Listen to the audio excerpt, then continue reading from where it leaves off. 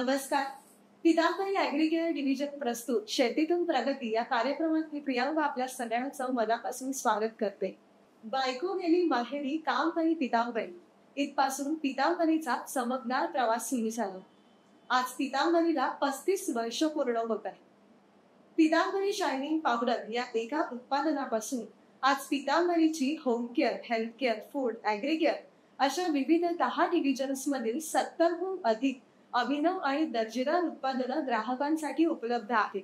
विशेष सांगायचं झालं तर आज पितांबरीने ॲग्रीकेअर अर्थात कृषी क्षेत्रातही प्रवेश केलेला आहे. धन अस्थिती वाणिज्य, भूमी रस्थिती कर्षण अर्थात ज्यांच्याकडे पैसा आहे त्यांनी व्यापार करावा आणि ज्यांच्याकडे भूमी आहे त्यांनी शेती करावी. शेतीविषयक खात्रीशीर माहिती शेतकऱ्यांपर्यंत पोहोचवण्यासाठी आणि शेतीमध्ये सर्वसमावेशक काम करण्यासाठी पितांबरीने शेतीतून प्रगती हे YouTube चॅनल तुमच्यासाठी सुरू केलेलं आहे आणि याविषयी अधिक माहिती देण्यासाठी आपल्याशी संवाद साधणार आहेत पितांबरीचे व्यवस्थापकीय संचालक श्री रवींद्र प्रभू देसाई. सर नमस्कार. आपल्या शेतीतून प्रगती या कार्यक्रमात आपलं खूप खूप स्वागत.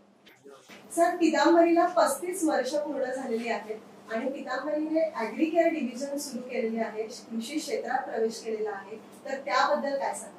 जसं तू म्हणालीस की पितांबरीला 35 वर्ष पुरी होत आहेत आणि आपण 3 वर्षापूर्वी आपण पॅन्डेमिक पण आपण बघितलं, सगळं जग ठप्प झालेलं होतं आणि त्यावेळी सगळेजण आपल्या खेडोपाडी गेलेले होते कारण शहरामध्ये राहणं हे खूपच मुश्किल होतं आणि त्यावेळी आम्हाला सुद्धा असं आम्ही सुद्धा कोकणाकडेच आम्ही बघत होतो आणि जे काही दुकानं चालू होती किंवा जे काही व्यवसाय चालू होते ते शेती आणि अन्नधान्य संदर्भामध्ये आणि औषधं म्हणजे एवढेच सगळे व्यवसाय चालू होते. तर असं लक्षात आलं की आपल्याला जर का पुढच्या वर्षामध्ये आपण एक दरवर्षी पुढच्या वर्षी आपला सेल किती असेल, कंपनीचा प्रॉफिट किती असेल असं आपण एक चिंतन करत असतो. तर पुढल्या वर्षीला आपण काय हे करायचं तर पितांबरीची जी काही होम केअर त्याच्यानंतर अगरबत्ती आहे किंवा फूड केअर आहे तर ह्या विषयांचा आपण ग्रोथ बघत असताना आपण ॲग्रीकेअर घेऊ शकतो का आणि ह्याची पाळंमुळं मला ते कोकणातूनच आमच्या आहेत असं मला असं वाटतं की माझे आजोबा वडील हे सगळे आमच्या रत्नागिरी जिल्ह्यामध्ये राजापूर तालुक्यात तळवड गावाचे आम्ही सगळे रहिवासी आणि ते सगळे शेती व्यवसाय करत होते आणि दुकानदारी सुद्धा होती. म्हणजे आजोबांचं दुकान होतं तिकडे मोठं आणि आजूबाजूच्या पंचक्रोशीतून लोक तिकडे खरेदी करण्यासाठी येत असत. तर ॲग्रीकेअर आपण जागा होती आमच्याकडे पण तिथे आपण शेती काय करणार मग आम्ही ठरवलं की आपण जाऊन तिथे अभ्यास केला पाहिजे आणि तो अभ्यास करताना आम्ही सुरुवातीला हळद लावली, आलं लावलं, बरेच अजून काय काय जे काय कोकणच्या मातीमध्ये जे काय होऊ शकेल असं जे काय आमचं ज्ञान होतं तर त्याच्यामध्ये आम्ही खूप प्रयोग केले आणि असं लक्षात आलं की ह्या सगळ्या त्याच्यामध्ये काही म्हणजे आलं हे साधारण साताऱ्याला होतं, हळद ही सांगलीला वगैरे होते, त्या वायगावला होते, तर आंबे, काजू, कोकम हे कोकणातलं हे नारळ ही सगळी उत्पादन आहेत.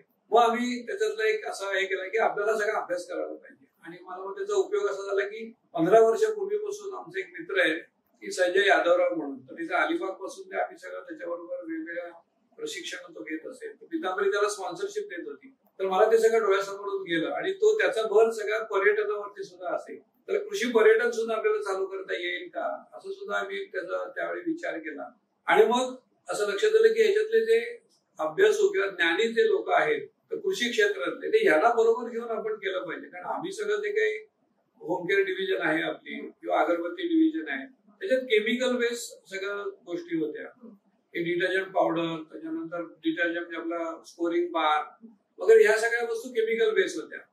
कारण कुठली गोष्ट आपल्याला चालू करायची असेल तर त्याला इन्फ्रास्ट्रक्चरची आवश्यकता असते आणि मग आपण एक असं हे केलं की सुरुवातीला 2-3 वर्ष आपल्याला प्रॉफिट मिळणार नाही पण आपण कुठला व्यवसाय आपण केला पाहिजे तर आपल्या लक्षात आलं काही लोकांनी तिथे ऊस लावलेला होता आणि ऊसाची शेती चांगली होत होती. म्हणजे पश्चिम महाराष्ट्रामध्ये 60 टन ते 100 टनापर्यंत एकरी ऊसाचं उत्पन्न येतं पण कोकणामध्ये 30 ते 40 टन येतं, तेवढं आपल्याला पुरेसं होतं आणि मग ऊस लावला आणि मग आपण हा साखर कारखान्यांना द्यायचा का तर नाही. मग आपला स्वतःचा ब्रँड आहे आणि मग आपण रुचियाना जॅगरी पावडर, गुळाची पावडर असं आपण करायचं ठरवलं आणि त्याच्या आधी सुद्धा आपण म्हटलं की प्रत्येक व्यवसाय सुरू करताना अपयशी यशाची पायरी असते. तिथे सुद्धा आम्ही पहिल्यांदा त्या गुळाच्या ढेपा बनवल्या आणि लोकांना आश्चर्य वाटलं की कोल्हापूर किंवा पश्चिम महाराष्ट्रामधलं हे उत्पादन आहे ऊस किंवा गुळाचं ते कोकणामध्ये तुम्ही कसं करणार म्हणजे लोक थोडे हसत होते आम्हाला. पण आपण एखादं सिस्टमॅटिक काम करायचं ठरवल्यानंतर आपल्याला यशाची खात्रीच असते आणि मग ती गुळाची पावडर आपण तसं केलं, कारण त्या ढेपा ज्या होत्या त्याला फंगस लागत असे उन्हाळ्यामध्ये.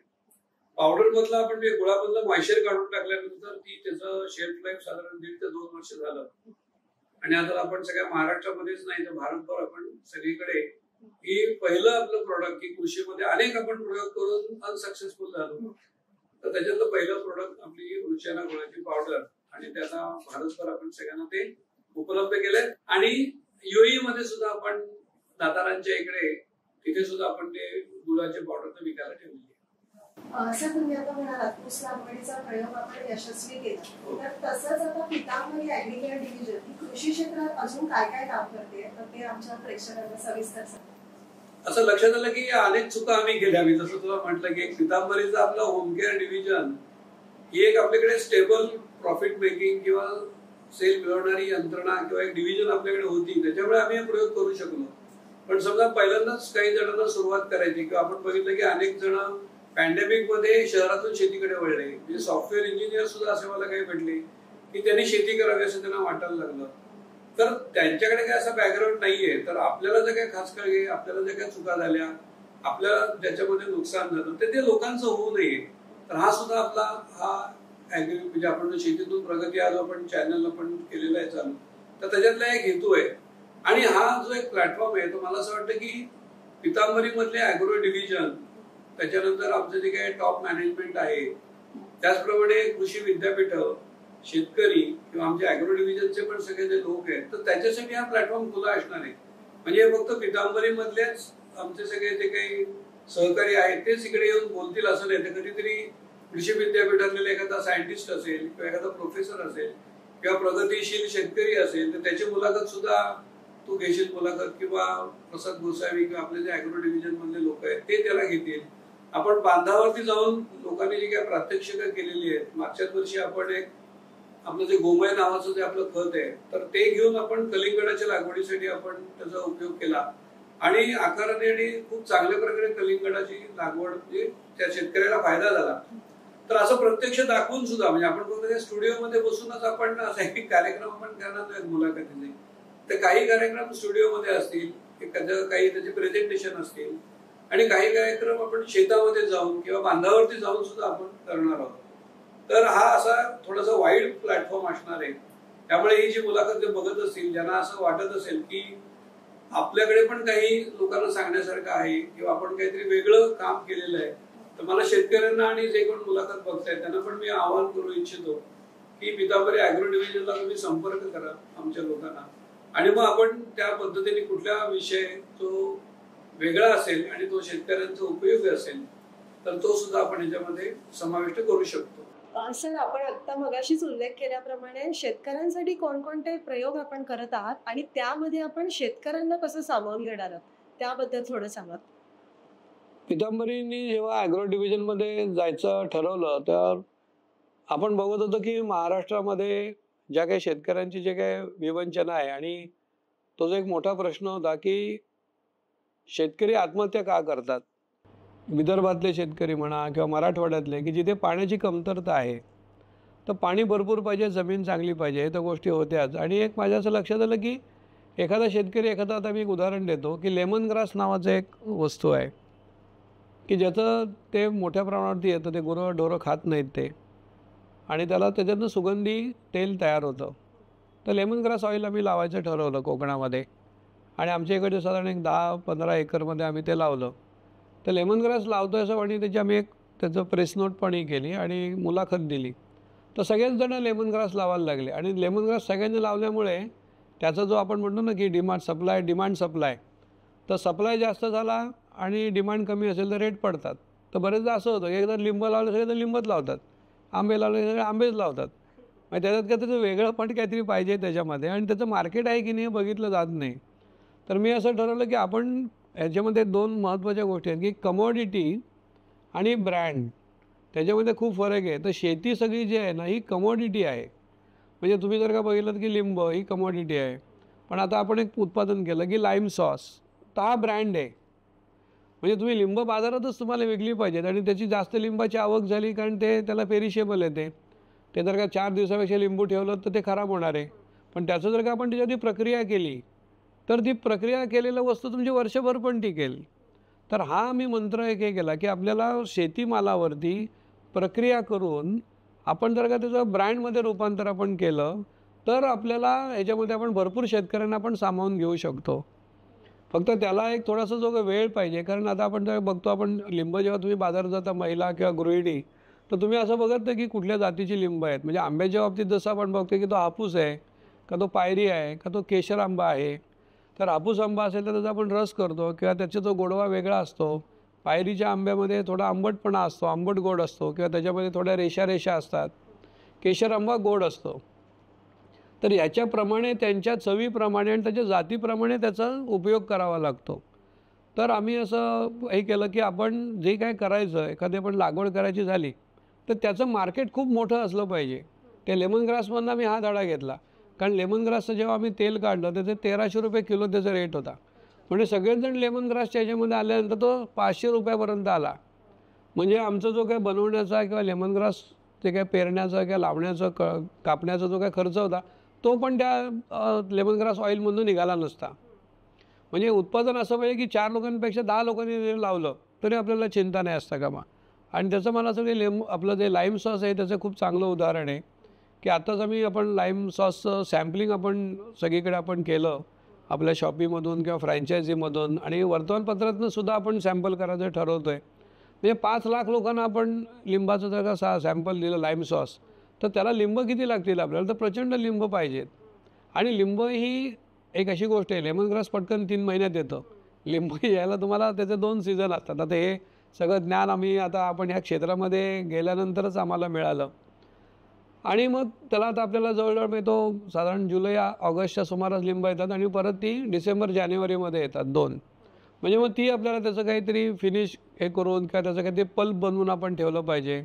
म्हणजे तो जो काय मधल्या ह्याच्यामध्ये जी काही विक्री होईल तर ती आपल्याला करण्यासाठी आपल्याला तेवढी लिंब आधीच घेऊन ठेवायची जास्तीची आणि ती प्रक्रिया करून पुढच्या डिसेंबर जानेवारीपर्यंत लिंब नवीन येईपर्यंत ती आपली राहिली पाहिजेत कोल्ड स्टोरेजमध्ये. आणि मग ती साखळी कारण एकदा तुम्ही ब्रँड जर का तयार करायचा झाला तर ती बाबा आता लिंबू केलं आता तो लाईम सॉस संपला आता पुढची लिंब घेऊ मग आम्ही लाईम सॉस देऊ असं तुम्ही नाही म्हणू शकत.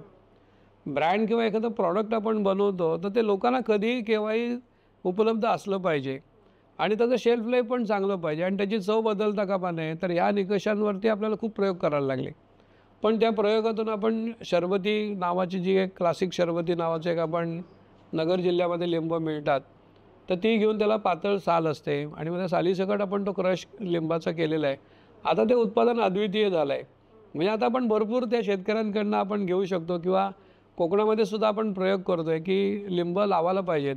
कारण लिंबू हे काय लोणच्यासाठीचं किंवा आपण बघतो की हॉटेलमध्ये सुद्धा कांदा आणि लिंबू ठेवलं जातं की कुठल्याही भाजीमध्ये किंवा ह्याच्यात जर का लिंबाचा थोडा पण रस घातला तर खूप चांगली चव पदार्थांना सगळ्यांना येते. आणि आपण बघतो की व्हिटॅमिन सीचा एक तो मोठा स्रोत पण आहे. तर अशा पद्धतीने आपण त्या याचं ठरवलेलं आहे की कमॉडिटीज ज्या आहेत. दुसरं उदाहरण आपल्याला जर का द्यायचं झालं की आता हे आपण प्रयोग करतो की लाईम सॉस आपलं एक झालं तसंच फळं जी आहेत तर त्याच्यापासूनचं आपण ब्रेड स्प्रेड आपण करायचं ठरवतो आहे. आणि मग युनिक आपल्याला काही गोष्टी कशा करता येतील आणि मग त्याची पूर्ण ती सायकल कशी आहे त्याचे बहर कधी असतात त्या फळांचे. समजा आंबा आपण म्हटलं किंवा आता कैरीचं आपण लोणचं बघूया किंवा कैरीचा ठेचा. तर साधारण एप्रिल महिन्यापासून कैऱ्या मिळायला सुरुवात होते आणि ती साधारण जून जुलैपर्यंत त्या कैऱ्या आपल्याला उपलब्ध होतात. मग त्या वेळेमध्येच त्याच्या कधी त्या झाडांमधून काढल्या पाहिजेत म्हणजे त्याचा जो आंबटपणा आहे तो कधीपर्यंत टिकून राहू शकतो. मग त्याला काय प्रोसेस केली पाहिजे आणि मग ती प्रोसेस करून घेऊन मग पुढल्या वर्षीला जेव्हा तो परत बहर येणार तेव्हा आपण त्या कैऱ्या मोठ्या प्रमाणावरती घेऊन ते कमर्शियल आपण उत्पादन आपण घेऊ शकतो. तर अशी आपण दुसरं एक त्याचं उदाहरण असं आहे. आणि काही जे आपण प्रयोग पण आपण करतो आहे असे की एक म्हणजे ती हे अन्न म्हणजे आपण जे म्हणतो की ते फूड प्रॉडक्टमध्ये आपण कन्वर्ट करतो आहे. आणि दुसरं आहे की इंडस्ट्रीयल प्रॉडक्टसाठी आपल्याला कुठलं एक आपल्याला वस्तू वापरता येईल. तर आम्ही जेव्हा आसामला आमची फॅक्टरी होती तर तिथे बांबू मोठ्या प्रमाणावरती लागवड केली जायची. तर बांबू हे आपण बघतो की 6 वर्षामध्ये त्याचं उत्पादन येतं. म्हणजे बांबू तयार होतं तर 6व्या वर्षी तुम्ही कट करू शकता. आणि साग आहे, साल आहे किंवा ही जी काही फर्निचरसाठी लागणारी जी काही झाडं आहेत, तर यांना 25-25 वर्ष लागतात. म्हणजे एक झाड पूर्ण त्याचं फळ्या करण्यासाठी किंवा त्यातनं बार तयार करण्यासाठी 25-30 वर्ष, तरीसुद्धा ते पूर्ण ते चांगलं जेवढं जाडीचं पाहिजे तेवढं होईल असं नाही. तर त्याला बांबूने रिप्लेसमेंट होऊ शकते असं लक्षात आलं. तर बांबूचं आणि ते काय होतं की बांबू तुम्ही तोडलेत तर पुन्हा त्यातून खालून फुटवे येतात आणि एकेका बांबूच्या बेटामधून 10-10, 20-20 फुटवे येतात. त्यामुळे ते एक शाश्वत म्हणजे कंटिन्युअस तुम्ही बांबू तोडत राहा आणि ते बांबू येत राहील. गवत कसं आहे, कारण गवत वर्गीय प्रकार आहे आणि भारत सरकारचे पण इथे आभार मानले पाहिजेत की त्यांनी बांबूला गवत ह्या प्रकारामध्ये केलं. नाही तर बांबूचं तुम्ही ट्रान्सपोर्टेशन करू शकत नव्हतात. म्हणजे तुम्हाला इथे बांबूच इथले तयार होणारच बांबू तुम्ही वापरला पाहिजे. आपण आसाममधनं पण बांबू आणू शकतो. आणि मला सांगायला एक चांगलं हे वाटतं आहे की अगरबत्तीमध्ये ज्या काही आपल्या स्टिक्स आपण वापरतो तर त्या बांबूच्या आहेत आणि तो तुरडा जातीचा बांबू आहे. आणि तुरडा जातीचा बांबू इथे नव्हता. इथे मांडगा आहे, त्याच्यानंतर चिवा नावाचा बांबू आहे कोकणामध्ये. मग आम्ही आसामहून ते बांबूची रोपं घेतली आणि आपण जवळजवळ आता इकडे तामणे म्हणून गाव आहे, तळवडं तामणं, तिथे 27 एकरवरती आपण बांबूची लागवड केली आणि 6,000 आपण रोपं लावली. तर त्याची आता 60,000 ने 1,00,000 बांबूची बेळी तयार झालेली आहेत. आणि मग आपल्याला जेवढ्या आता काड्या लागतील त्या आपण चीनमधनं आणि व्हिएटनाममधनं आपण इम्पोर्ट करत होतो. तर त्या आता आपल्याला स्वतःच्याच बांबूच्या ज्या स्टिक्स आहेत त्या आता आपल्याला मिळतील आणि आपलं जे अगरबत्तीचं उत्पादनातला जो आपला खर्च आहे तो आपला खूप कमी होईल आणि दर्जेदार काड्या आपल्याला बांबूच्या आपल्याला मिळतील. सर, आपण आता सांगितल्याप्रमाणे कमोडिटी आणि ब्रँड यातला फरक आम्हाला समजला. पण आता पितांबरी ॲग्रीकेअर डिव्हिजन ही शेतकऱ्यांना कशा प्रकारे सामावून घेणार आहे त्याबद्दल जरा आम्हाला सांगा. ओके. जेव्हा आपण व्यापार करतो तेव्हा त्यातला एक पार्ट आहे तो आमचा प्रॉडक्टमध्ये कन्व्हर्जन करण्याचा, म्हणजे ब्रँडचा. तू जसं आता हे केलंस की ब्रँड तयार करून मग तो सगळ्या कन्झ्युमरसाठी उपलब्ध करणं. आणि मी जसं म्हटलं की शेती माल जो आहे तो घेऊन त्याचं कन्व्हर्जन करून त्याचं ब्रँडमध्ये रूपांतर करणं. तर त्याच्यात तर आपण शेतकऱ्यांना सामावून घेणारच आहोत. पण एक डायरेक्ट संधीसुद्धा शेतकऱ्यांसाठी आम्ही उपलब्ध केलेली आहे.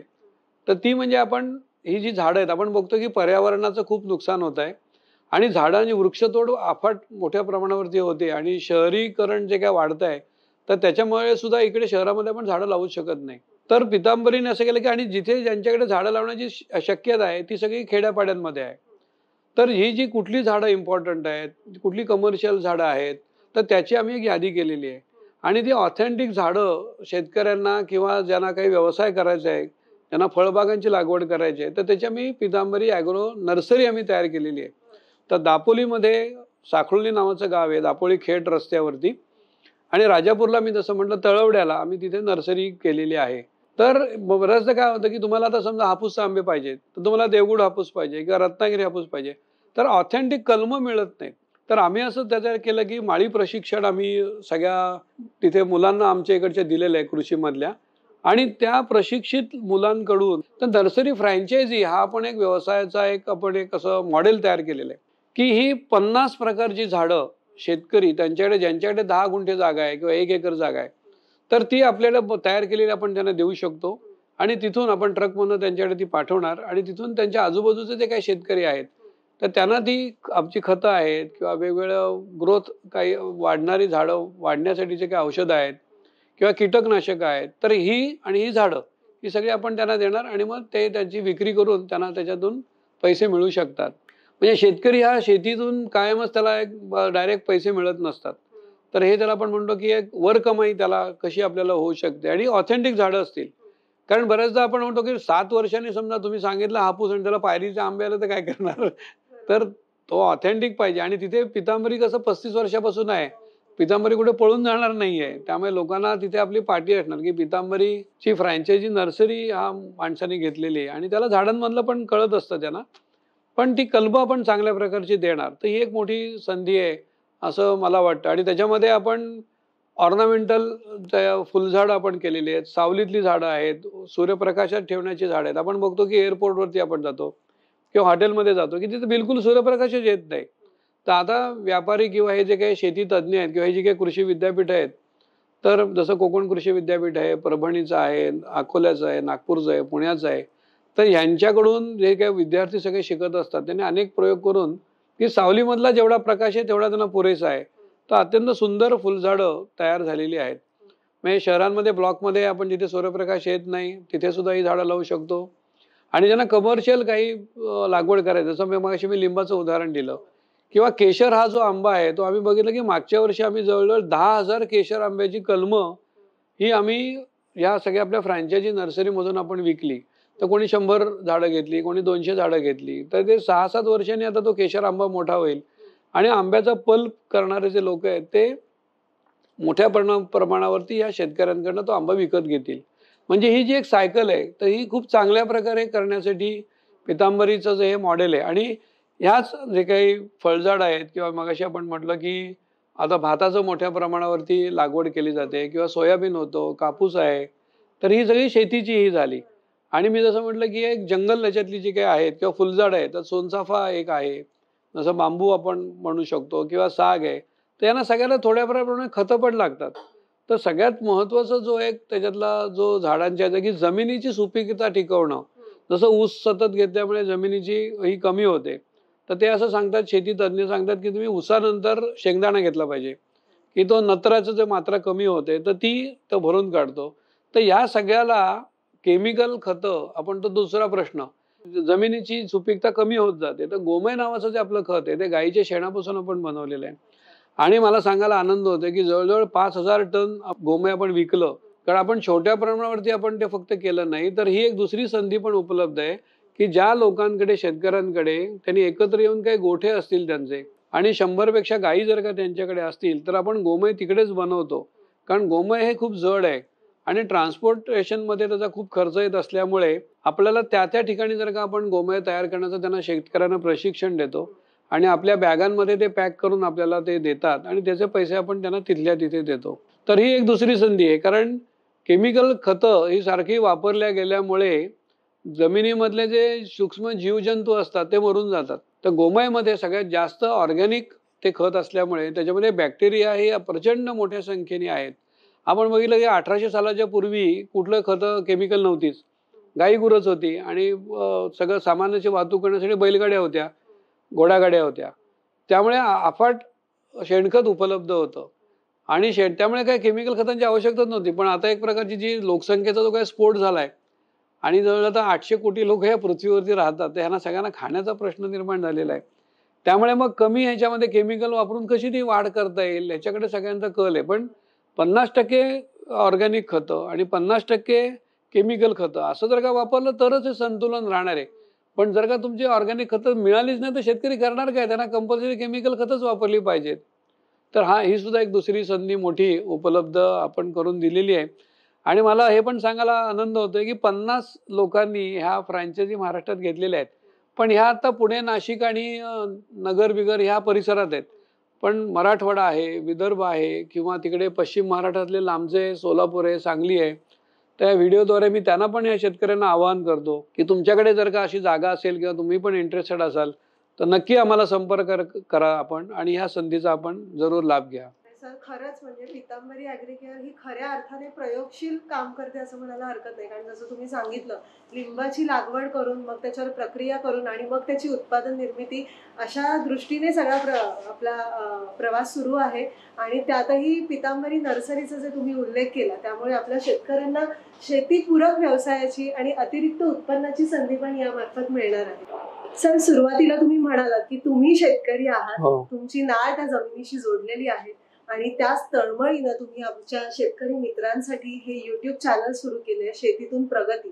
तर या माध्यमातून, या चॅनलच्या माध्यमातून आमच्या शेतकऱ्यांना काय माहिती मिळणार आहे त्याबद्दल मार्गदर्शन करा. आपण बघतो की आता हे टेक्नॉलॉजीचं युग आहे. म्हणजे 2020 सालापासून ते आता पुढे सगळं आपण बघतो की स्मार्टफोन सगळ्यांकडे आलेले आहेत. तर कुठलीही गोष्ट जे असेल की तत्व आणि त्याचं प्रॅक्टिकल, म्हणजे आपण असं म्हणतो की प्रत्येक गोष्टीमध्ये तत्वाला 1% महत्व असतं आणि 99% प्रॅक्टिकल. म्हणजे ते तत्वज्ञान जर का त्या प्रॅक्टिकल स्वरूपात आलं नाही ते प्रत्यक्षामध्ये तर त्याचा काही उपयोग नाहीये. तर हे YouTube चॅनल तयार करण्यामध्ये किंवा चालू करण्याचा असा महत्वाचा उद्देश आहे की एखादं प्रिन्सिपल आपण सांगितलं तर ते शेतावरती जाऊन कसं करायचंय, म्हणजे प्रत्यक्ष बाबा मल्चिंग पेपर कुठे लावायला पाहिजे किंवा तो जो काही जमिनीचे खड्डे किती खोल करायला पाहिजे, त्याच्यात शेणखत किती घालायला पाहिजे, रासायनिक किती खत. जसं तुम्ही एखादा गृहिणी, तुम्ही या चॅनल मी कधी कधी बघतो तर रेसिपी कशा करता तुम्ही, की एखादा पदार्थ बनवायचा झाला तर युट्यूबमध्ये पटकन तुम्ही दाखवता. तर त्याच पद्धतीने आपल्याला युट्यूबवरती ते जे काही पीक असेल, समजा भात आहे, तर पहिल्यांदा शेतीची कशी मशागत करून घ्यायचे, मग बियाण्याची लागवड कशी करायची, मग त्याची रोपं मोठी होत असेल तर काय, तर पाणी भरलं तर काय करायचं, म्हणजे त्या शेतीच्या संदर्भातल्या काही बेसिक गोष्टी आणि जे प्रश्न काही आले तर ते कसे सोडवायचे, निवारण करायचं, हे प्रॅक्टिकली आपल्याला युट्यूबवरती दाखवता येणार आहे. आणि तो अत्यंत महत्वाची गोष्ट आहे की ह्या चॅनलच्या, आणि मी जसं म्हटलं की आज मी पहिल्यांदा बोलतोय कारण आज आपला पहिलाच कार्यक्रम आहे. पण जे आमच्याकडे जे सगळे तज्ज्ञ आहेत किंवा मी म्हटलं तसं कृषी विद्यापीठामधले तज्ज्ञ आहेत किंवा जे कृषी पुरस्कार मिळालेले लोक आहेत, कृषी मित्र आहेत, कृषी भूषण हा ज्यांना पुरस्कार शासनाने दिलेला आहे, तो असाच पुरस्कार दिलेला नाही, त्यांनी काही वेगळे प्रयोग केले. तर त्यांच्या बांधावरती जाऊन किंवा आपण जिथे प्रयोग करणार आहोत तिथे त्यांना बोलावून आपण हे सगळं प्रॅक्टिकली आपण दाखवणार आहोत. आणि आपण आता बघतोय की हे कॅमेरे आहेत किंवा लोक कधीही कुठे आता बघू शकतात. तो 4G आहे, आता 5G पण आता येत आहे. तर त्याच्यामुळे आणि त्यांनी पण समजा असे काही प्रयोग केले असतील तर ते आमचा जो YouTube चॅनल आहे तिथे खाली आमचे नंबर पण असणार आहेत. तर आपले काही प्रश्न असतील किंवा आपल्याला त्याच्यात कसं सामावून घ्यायचं असेल आपल्याला, किंवा आपल्याला काही असं वेगळं ज्ञान असेल तर तरी आम्ही तुमच्याकडे येऊन तुमचं पण आम्ही रेकॉर्डिंग करू शकतो. मी म्हटलं तसं हा फक्त पितांबरीसाठीचा व्यासपीठ आपल्याला ठेवायचं नाहीये, सगळ्यांसाठी हा YouTube चॅनल आपल्याला उपलब्ध करून द्यायचा आहे. तर नक्की आपण सगळेजण त्याचा लाभ घ्या आणि शेती ही फायदेशीर कशी होईल. आणि आता आपण जे बघतो की एकच पीक आपण घेतो की खरीपामध्ये, म्हणजे पाऊस पडल्यानंतर एक भात शेती करतो. तर त्याच्यानंतर आपण रब्बीचं समजा आपण केलं की आपण त्याच ओलाव्यावरती आपण शेंगदाणा लावला किंवा दुसरं काही पीक आपण घेतलं, सूर्यफूल आपण केली, तर दुसरं पीक पण आपल्याला मिळू शकेल. आणि उन्हाळी तुमच्याकडे पाणी असेल तर उन्हाळी पीक सुद्धा आपण घेऊ शकतो. तर एक 3-3, 4-4 महिन्याची शेती जर का केल्या शेतकऱ्यांनी, आणि किमान 3 वेळा नाही पण 2 वेळा जरी पिकं ही केली आणि त्यांच्या बांधावरती किंवा वरकस जमिनीमध्ये फळबागा आहेत किंवा बांबूसारखे वनस्पतीची लागवड केली तर ही शेती फायदेशीर होऊ शकते असं मला वाटतं. तर शेती करताना अनेकदा शेतकऱ्यांना समस्या येतात, त्या म्हणजे कोणतं उत्पादन नेमकं वापरावं. तर पितांबरी ॲग्रीकेअर अशाच कृषी उत्पादनांची निर्मिती करते, तर त्याबद्दल थोडं सांगा. आता मी जसं म्हटलं तसं गोमयचं मी मगाशी सांगितलं की ते शेणखत किती वापरायला पाहिजे आणि केमिकल खतं किती वापरायला पाहिजे. तसं आमचा आता एक आपण नीमचं जे असतं, म्हणजे कडुनिंबाचे जे बिया असतात त्याच्यापासून आपण एक उत्पादन केलेलं आहे. आणि बऱ्याच जमिनीमध्ये काय असतं की फंगस येतं किंवा तिथे वेगवेगळ्या प्रकारचे किडे असतात किंवा तिथे म्हणजे ह्या वेगळ्या जमीनच आपण म्हटल्यानंतर सगळ्या प्राण्यांचं माहेरघर आहे. तर उपयुक्त आणि त्रासदायक प्राणी. तर नीम काय करतं की हे सगळं जमिनीतले पहिल्यांदा हे जे काही फंगल वगैरे जे काय असतं इन्फेक्शन ते सगळं काढून टाकतं आणि रोगप्रतिकारक शक्ती निर्माण त्याच्यामध्ये करतं. आणि जी काही ऑर्गॅनिक जी काही वेगवेगळ्या लोकांनी वस्तू तयार केलेल्या आहेत, तर पुढचे आपले जे काही सगळे मी मगाशी नावं सगळी घेतली की पितांबरीमध्ये तज्ज्ञ ज्यांनी BSc ॲग्रिकल्चर केलेलं आहे, MSc केलेलं आहे किंवा वेगवेगळं बरंचदा असं होतं की जेव्हा खूप ढगाळ हवा असते तेव्हा त्या ऊसावरती तो तुडतुडा येतो किंवा वेगळ्या याच्यावरती बोंडअळी येते, तर त्याचा कसं नायनाट करायचा. पण तो केमिकली न हे जास्त म्हणजे पॉयझनस या गोष्टी न वापरून ऑर्गॅनिकली कसं आपल्याला करता येईल ते पुढच्या आपल्या वेगवेगळ्या युट्यूबच्या आपले जे कार्यक्रम होतील किंवा प्रसारित होतील त्याच्यातून आपल्याला ते ऐकायला मिळतील. सर, शेवटचा एक प्रश्न विचारते. आता पितांबरीचा पुढचा प्रवास कृषी क्षेत्रातला हा काय असणार आहे?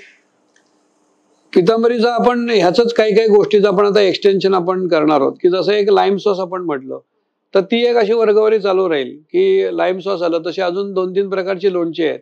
की कॅरेट गार्लिक नावाचं लोणचं आहे. तर म्हणजे त्याच्यामध्ये आपण गाजर आणि लसूण याच्यापासून आपण एक खूप चांगलं लोणचं बनवलेलं आहे. त्यानंतर तिखट लिंबाचं लोणचं आहे, तर ते आपण बाजारामध्ये आणतोय. त्यानं आंबा वडी आहे, खोबऱ्याची वडी आहे आपली.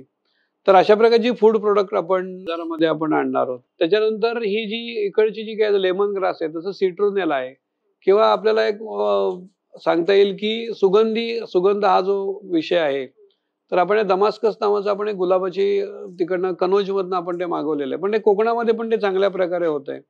तर त्या गुलाबाच्या पाकळ्यांपासून आपण गुलकंद आणि गुलाब पाणी आपण बनवण्याचा सुद्धा विचार करतोय. तर ती पण आपण लोकांना ते लागवड करायला देणार आणि त्यांच्याकडनं ही गुलाबाची फुलं आपण विकत घेणार. जसं चाफ्याची फुलं आहेत, बकुळीची फुलं आहेत, सोनटक्का आहे, तर फुलांची लागवड जे कोणी करतील, पण हे जवळपास असलेले शेतकरी, कारण त्यांनी रोजच्या रोज ती कोमजण्यापूर्वी आपल्याला दिली पाहिजे. आणि मग त्याच्यापासून आपण अगरबत्ती आपण बनवतोय, तर हे मोठ्या प्रमाणावरती आपण करणार आहोत. आणि तिसरा प्रकार आपण जो करणार आहोत तो म्हणजे बियाणं निर्मिती. तर आता असं लक्षात आलं की कोकणामध्ये रत्नागिरी 8 नावाची एक भाताची जात आहे, कारण कोकणामध्ये भात लागवड खूप केली जाते आणि पाऊस खूप पडत असल्यामुळे तो चांगला भात होतो. तर एकरी सगळ्यात जास्त उत्पन्न देणारी कृषी विद्यापीठाने डेव्हलप केलेली रत्नागिरी 8 नावाची जात आहे. तर त्याचं बियाणं निर्मिती सुद्धा आपण करणार आहोत. त्यामुळे ते बियाणं आपण शेतकऱ्यांना विकू शकतो, की कारण जसं जेवढं जास्त उत्पन्न येईल की तेवढ्याच जमिनीमध्ये समजा 500 किलो तांदूळ आले, तर जर का 1 टन आले तर त्याचा खर्च निम्मा होणार आहे त्याचा आणि शेतीतून त्यांना फायदा मिळणार आहे. तर हा दृष्टिकोन आपण डोळ्यासमोर ठेवून काही बियाणे आपण करतोय. जसं तांदूळाचं रत्नागिरी 8 म्हटलं, तसं शेंगदाण्याचं सुद्धा एक कोकण भूरत्न नावाची एक जात आहे, तर ती आपण पण विकसित करण्याचा प्रयत्न करतोय. तर अशा प्रकारचं आपलं, आणि तसं बांबू आहे की बांबूची रोपं आपण लोकांना देऊ, किंवा ही सगळी जी नर्सरीचं जे मॉडेल आहे की चांगल्या प्रकारे दर्जेदार जांभळाची आवश्यकता आहे. त्याच्यानंतर आपण बघतो की कोकमाची आवश्यकता आहे, नारळ चांगल्या प्रकारचे हवेत लोकांना. तर त्या सगळ्या जाती आणि त्याचं निर्मिती मोठ्या प्रमाणावरती पितांबरी नर्सरीमध्ये होणार आहे. आणि अर्थातच ती शेतकरी ते फ्रँचायझी घेणार आहेत, त्यांना पण ती सगळी त्या गोष्टी मिळणार आहेत. तर ही सगळी उत्पन्न फक्त पितांबरी करेल असं नाही, तर फ्रँचायझी मॉडेलमधनं सगळ्या शेतकऱ्यांना ते व्यवसायामध्ये भागीदारीच्या स्वरूपात पण मिळेल. आणि जे एंड युजर आहेत, शेवटची जे लावणारे शेतकरी आहेत, तर त्यांना त्यांच्या पर एकरी जी उत्पन्नाची वाढ व्हायला पाहिजे तिथे सुद्धा त्याचा उपयोग होणार आहे. आणि हे सगळं अर्थातच हे नवीन टेक्नॉलॉजीच्या मार्फत आपल्याला सगळ्या शेतकऱ्यांपर्यंत पोहोचवायचं आहे. सर, आज आपण इथे आलात आणि पितांबरी ॲग्री केअरच्या शेतीतून प्रगती या यूट्यूब चॅनलची माहिती आपल्या शेतकरी मित्रांना दिली. आणि आज आपला हा पहिलाच कार्यक्रम होता. यापुढेही आपण या चॅनलच्या माध्यमातून वेगवेगळे विषय हाताळणार आहोत. पण त्याआधी जाता जाता आपल्या शेतकरी मित्रांना काय आवाहन कराल? शेती ही फायदेशीर व्हावी आणि आपण जे पुढचे जे काही शेतकऱ्यांच्या समस्या आहेत त्याच्यामध्ये आपण काहीतरी त्यांना मदत करू शकू, हा अत्यंत प्रामाणिक आमचा हेतू आहे. आणि पितांबरी ॲग्रो डिव्हिजन ही त्याच्याप्रमाणे अत्यंत छोटी आहे. तशी जर का आपण म्हणलं तर 5 वर्षात झालेली आहेत आपल्याला. तरी पण आपण जे काही प्रयोग केले ते पुढच्या स्टेज मागचा शहाणा. तर आम्ही जे काही चुका केल्या त्या बाकीच्यांना त्याचं नुकसान होऊ नये हा एक हेतू आहे. आणि आपण शिकत शिकत एकमेकांना मदत करायची, तर असा सुद्धा आहे. आणि जसं मी म्हटलं की विद्यापीठ आहेत, शेतकरी आहेत, जे कोणी प्रयोगशील शेतकरी असतील, कृषीभूषण असतील, तर आपल्या वेगवेगळ्या महाराष्ट्र हा वेगवेगळ्या वातावरणाचा आणि वेगवेगळ्या पिकांचा प्रदेश आहे. तर तो फायदेशीर कसा होईल आणि त्याचं आपल्याला या जो काही चॅनल आहे आपला युट्यूब चॅनल, त्याच्या माध्यमातून सगळे पुढे कसे जातील एक पाऊल, आणि एक पीक घेत असतील तर ते 2 पिकं कशी घेतील, हाच आपला त्याच्यातला हेतू आहे. आणि पितांबरी जर आपण बायको गेली माहेरी काम केली पितांबरी हे सगळ्यांच्या घरोघर पोहोचलेली आहे, तर तो मी इथे सांगू शकतो की बाबा तो जो विश्वास होता की आपल्या ज्या प्रॉडक्टमध्ये जो विश्वास आहे तोच तुम्हाला ॲग्रो डिव्हिजन मधून पण तुम्हाला नक्की शेतकऱ्यांना मिळेल. आणि तुम्ही अत्यंत विश्वासाने आमच्याकडे येऊ शकता, काही प्रश्न विचारू शकता, संपर्क करू शकता. तर जरूर करा आणि एकमेका सहाय्य करू अवघे होऊ श्रीमंत, हे आमचं एक सॅटर्डे क्लबचं जसं वाक्य आहे, तर ते म्हणून मी कार्यक्रमाचं समारोप करतो. धन्यवाद. शेतकरी मित्रांनो, कृषी विषयक खात्रीशीर माहिती जाणून घेण्यासाठी पितांबरी ॲग्री केअरच्या शेतीतून प्रगती या युट्यूब चॅनलला लाईक, सबस्क्राईब आणि शेअर करा. पितांबरी ॲग्री केअर, देऊ शेतीला गती, करू शेतीतून प्रगती. धन्यवाद सर.